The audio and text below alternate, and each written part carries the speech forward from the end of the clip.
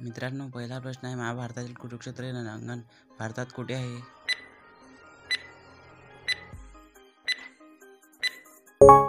उत्तर आहे option number C, Haryana. महाभारतातील कुरुक्षेत्र हे रणांगण हरियाणा येथे आहे. मित्रांनो, दुसरा प्रश्न आहे, केरळमधील सर्वात मोठे सरोवर कोणते आहे?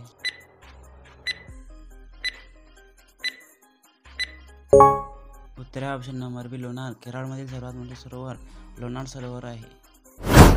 तिसरा प्रश्न आहे, ज्वारी उत्पादनामध्ये भारतात प्रथम क्रमांकाचे राज्य कोणते आहे?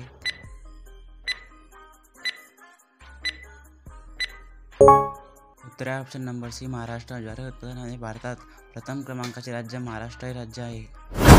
प्रश्न चौथा आहे, उल्कापातामुळे कोणत्या सरोवराची निर्मिती झाली?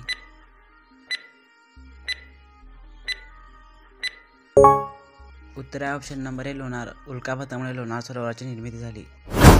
प्रश्न पाचवा आहे, दख्खनच्या पठारावर आढळणारी मृदा कोणती?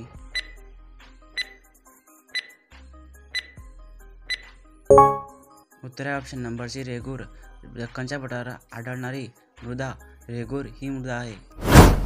प्रश्न सहावा आहे, भारतात पशुगणना दर किती वर्षांनी करतात?